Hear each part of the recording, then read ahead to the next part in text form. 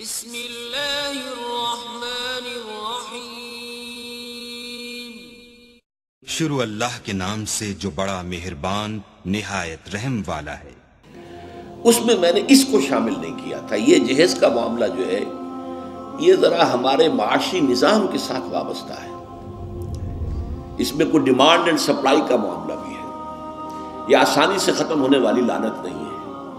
اس وقت ہم نے صرف ایک پابندی لگائی تھی کہ اس کی نمائش نہ ہو، بلکہ یہ ہے کہ آپ کو جو کچھ دینا ہے 2 دن پہلے بھیج دیجئے لڑکے والے کے، یا 2 دن بعد میں بھیج دیجئے۔ نمائش نہ ہو کہ غریبوں کو یہ احساس نہ ہو کہ فلاں کی بیٹی تو یہ کچھ لے کر گئی ہے اور یہ کہ میرے پاس کچھ بھی نہیں ہے دینے کے لیے۔ یہ جو احساس محرومی ہے آپ نوٹ کیجئے۔ میں نے آپ کو بتایا اسراف کہتے ہیں ضرورت کی جگہ پر ضرورت سے زیادہ خرچ کر دیں، اور تبذیر کہتے ہیں بلا ضرورت خرچ کر دیں، صرف نمود و نمائش کے لیے، اپنی دولت کے مظاہرے کے لیے، اپنی دولت مندی کی دھونس جمانے کے لیے۔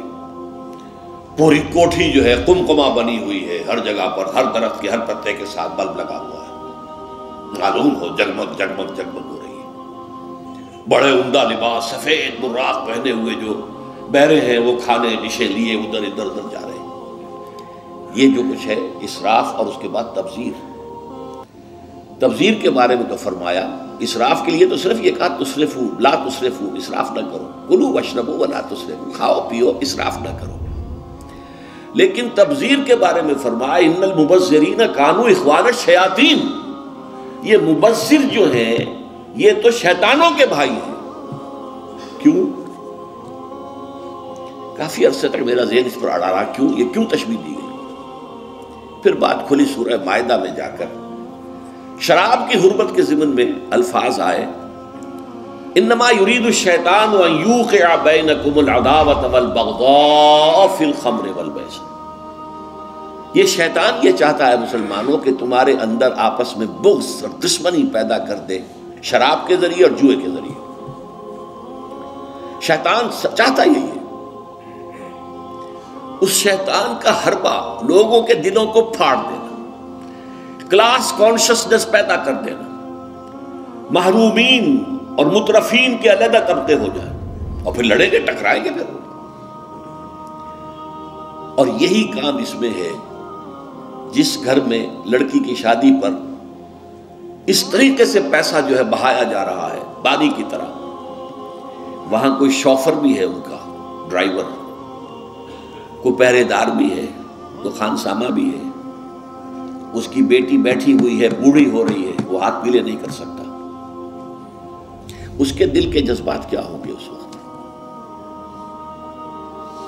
کیا یہ اور میں بھائی ہیں آپس میں؟ انما المومنون اخوۃ، یہ واز کہنے کی بات ہے، یہ سب ڈھکوسلے ہیں۔ انما المومنون اخوۃ، یہ ہم بھائی ہیں۔ میری بیٹی بوڑھی ہو رہی ہے، ہاتھ پیلے نہیں کر سکتا، اور ان کے ہاں دولت جو ہے وہ پانی کی طرح بہ رہی ہے۔ یہ دل پھٹ گئے کہ نہیں؟ یہ طبقاتی شعور ابھرا کہ نہیں؟ ان یوقع بینکم العداوۃ والبغضاء فی الخمر والمیسر، عداوت اور بغض اور دشمنی پیدا کر دی۔ بہرحال 5ویں چیز میں عرض کر رہا تھا جہیز۔ اس ضمن میں چونکہ ایک بہت بڑا مغالطہ ہمارے ہاں لوگوں نے پیدا کر دیا ہے، حضرت فاطمہ رضی اللہ تعالی عنہا کے جہیز کا ذکر کر کے۔ اسلام میں قطعاً کسی جہیز کا کوئی تصور نہیں، جو میں کہہ چکا ہوں فلسفہ یہ ہے لڑکی والے پر کوئی 1 پیسے کا بوجھ نہیں آنا چاہیے۔ حضرت فاطمہ کے جہیز کا معاملہ کیا تھا کہ ان کی شادی اس اعتبار سے یونیک تھی کہ لڑکی کے والد حضور اور لڑکے کے ولی حضور، حضرت علی کا اور کون تھا وہاں؟ اب حضور نے پوچھا علی تمہارے پاس کچھ ہے مہر دینے کو؟ مہر تو دینا ہوگا نا، مہر تو لازم ہے۔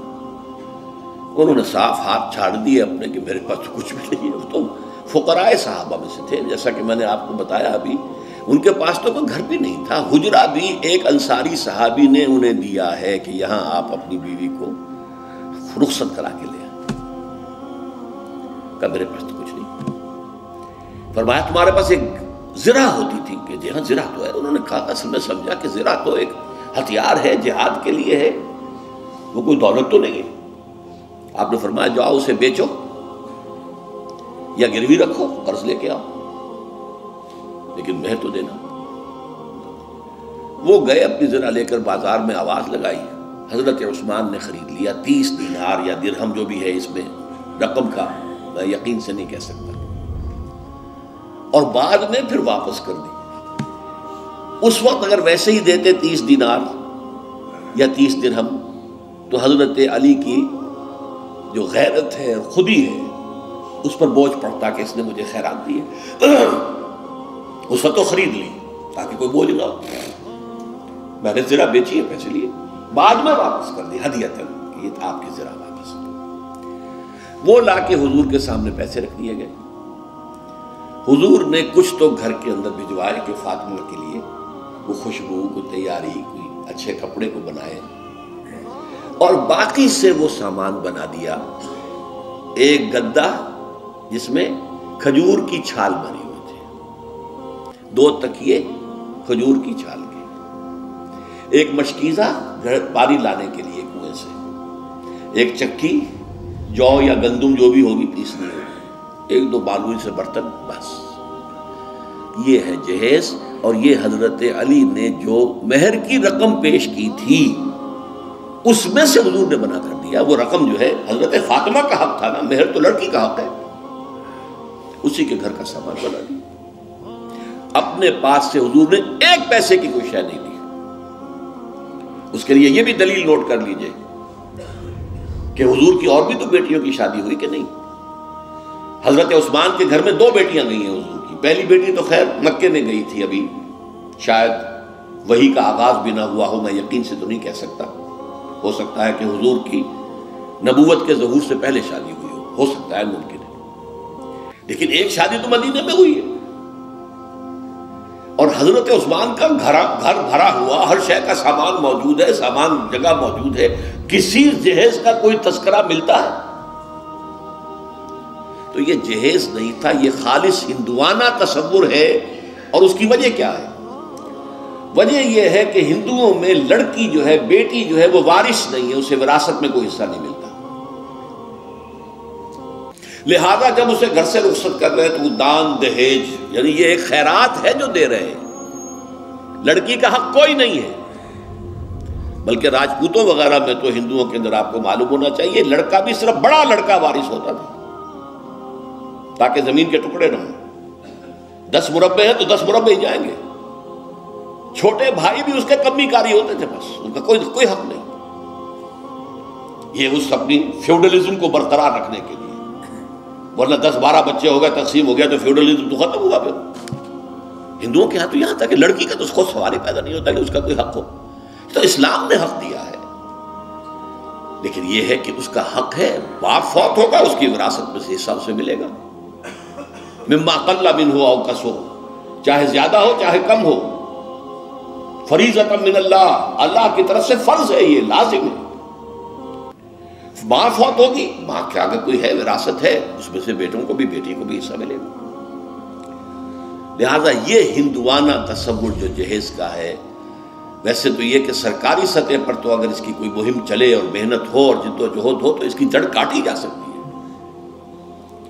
لیکن بہرحال ہم نے جو عہد لیا تھا اور جس پر کہ ہم نے پابندی کرائی ہے وہ یہ ہے کہ کم سے کم اس کی نمائش نہ ہو، دکھایا نہ جائے، تاکہ یہ کہ وہ کچھ محرومی کا تصور جو ہے لوگوں کے اندر پیدا نہ ہونے